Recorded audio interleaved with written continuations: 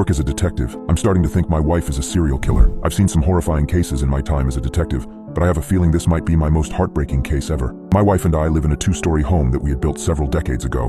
We are a ways away from the bustle of our city and our closest neighbors, who happen to be my son, Hunter, and his family. We enjoy living in relative solitude. I take our German Shepherd, Mr. Morris, on regular walks through the woods to get my mind off my job and the horrors I've experienced throughout my career. But today, my ordinary life all came crumbling down. I started my day off the same as any other. I had a cup of tea, put on my worn sneakers, and took Mr. Morris on a walk at about 6 in the morning. My wife, a school teacher, had already departed for the day.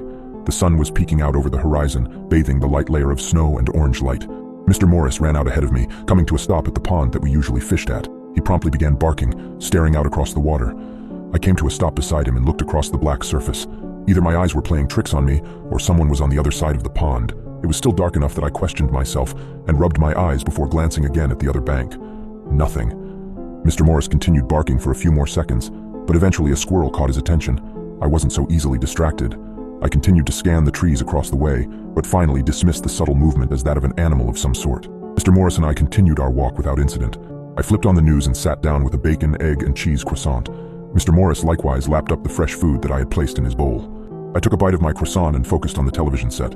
The newscaster was discussing the disappearance of a local woman, Denise Lawson. I had seen this before. The poor girl had been missing for about 2 weeks now. She was young, about 23 years old, with long red hair and green eyes. For the third time that week, I found myself remembering one of the darkest parts of my career. The disappearances had begun about a decade ago. 6 girls, aged 21 to 24, had mysteriously disappeared over the span of about 2 years. I will never forget their names: Patricia Bledsoe, Karen Whitaker, Julia Voss, Jamie Calloway, Nia Justice, and Felicia Smith. They all had 2 things in common: red hair and green eyes. Only the partial remains of 2 of them had ever been found. There had been no forensic evidence and no groundbreaking leads. Someone claimed to have seen a man with one of the girls on the night she disappeared, but that was about as close as we got to ever identifying the sick person who was taking these girls. This case was more than a little personal for me. Patricia Bledsoe was my wife's niece. I had known her since she was a little girl. I stared down listlessly at my croissant, having suddenly lost my appetite. I put the plate on the end table and got up, headed to my computer and tried to keep my mind occupied with some online solitaire. A few hours later, I got the call. It was, to my surprise, one of the officers from the station that I had known for a few years. "Hey, Detective Vincent," he said. It was my coworker, Barry. He sounded nervous. "How you doing, buddy?" I asked. Barry hesitated. I'm good, Detective Vincent. Sir, it's about your wife." I could feel my insides twisting up, like they had when I had first heard about Patricia's disappearance. "Where's my wife, Barry?" "Sir, we've brought her in for questioning. She's a suspect in the disappearance of Denise Lawson and Tatiana Graves." I got to the station as fast as I could. When I arrived, I confronted the captain, a man I had known and collaborated with for many years. "Eric Lloyd." "Eric, what the hell are you getting at? Bringing my wife here to be hounded for something we both know full and well she didn't effing do?" 3 other officers stepped forward, but Eric subtly waved them off. He was a tall and tired man with a clean-shaven face. He looked me in the eyes before responding. "Look, Dario, you know I have the utmost respect for both you and your wife, Raven. You were at my wedding for Christ's sake, but I have to do my job regardless. Surely you understand that." I was fuming. What could possibly make you think that Raven was involved in any of these incidents? If I had a criminal living under my roof, don't you think I would know? There was a glint in Eric's eyes, and I already knew what he was going to say. "I don't know, Detective. Your son was committing arson while he was still in your house, if I remember correctly." "How dare you bring that up?" Eric sighed.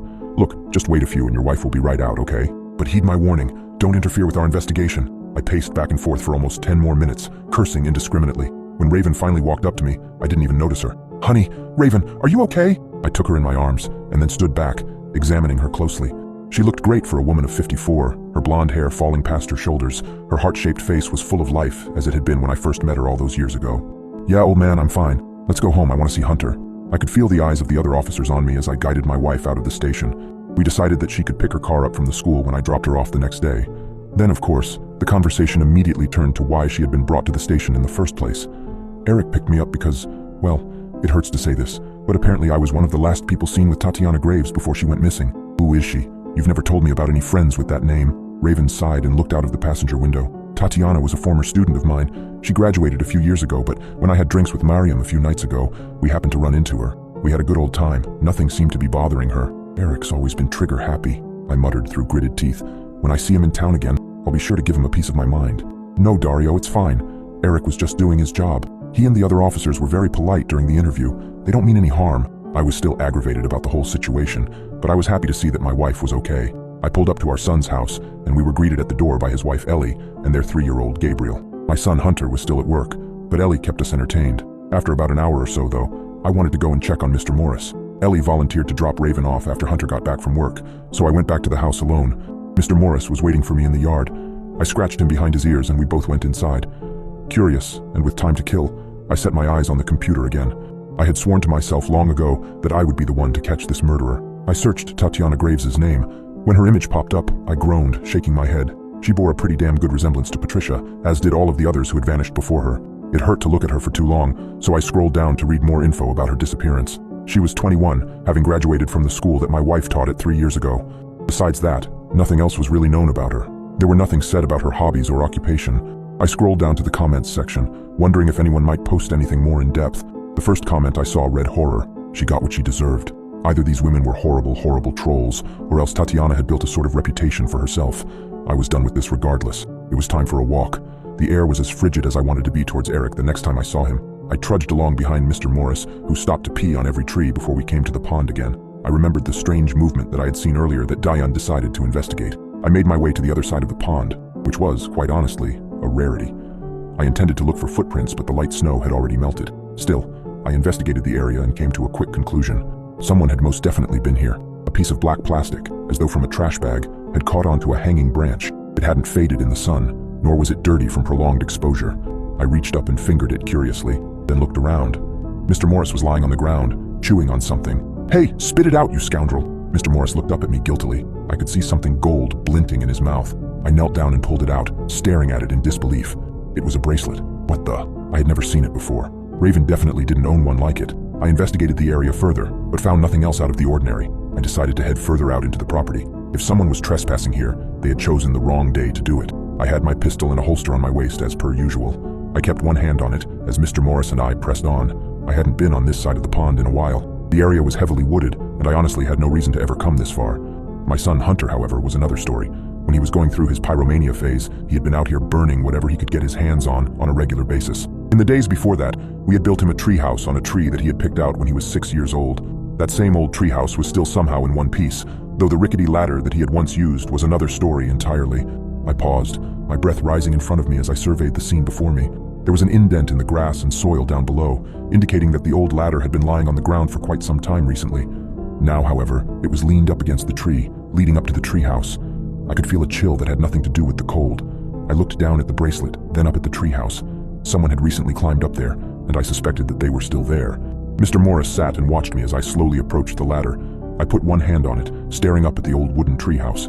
"My name is Dario Vincent, and if anyone is up there, you have trespassed on my property. Come out now and I won't get the proper authorities involved." Silence. The wind blew, fluttering my jacket and hood. I kept my eyes on the little windows of the treehouse, searching for any movement. Nothing. Okay. If you aren't going to come out, I'll have to come and get you myself. I put one foot on the ladder, which gave a sudden shake. I should have known that I was going to regret the cheeseburger from the other day. I began slowly ascending the ladder, which quivered perilously with every run I reached. I held the bracelet tight in my hand as I climbed, determined to get to the bottom of this. There was a good chance that whoever was in the treehouse was a part of this whole thing. A foul, terribly familiar stench suddenly wafted into my nostrils, the smell of a rotting body. I paused, now nearly at the top of the ladder. No way. There couldn't be a... I put my hand on the top rung. The sound of a gunshot exploded nearby, more terrible than thunder in the heaviest storm. Mr. Morris started barking frantically, yet I pursued up the ladder, the smell of death becoming stronger with each step. Inside the treehouse, it was a scene from a horror film. Lying on the floor was the unmistakable decomposed body of a young woman. Long red hair, green eyes, Denise Lawson. The gunshot hadn't come from the treehouse, but from farther in the forest, perhaps an unfortunate hunter who'd stumbled upon our land. The treehouse had been occupied. I found a few articles of clothing, men's clothing, strewn around the tiny space, a makeshift bed with blankets and pillows, and empty food containers. Tucked under one of the blankets was a notepad, filled with messy handwriting. I picked it up and began to read. It was a diary, entries dating back a few months, entries detailing the abduction, entries full of remorse, entries confessing the crime. My heart pounded in my chest as I read the final entry. I couldn't resist the urge. They reminded me so much of Mom, of her fiery red hair and emerald eyes. I didn't want to hurt them. I just wanted to be with her, to feel like she was there with me. But I lost control every time. "Goodbye, Dad. I'm sorry." It was Hunter's handwriting. I heard footsteps coming up the ladder.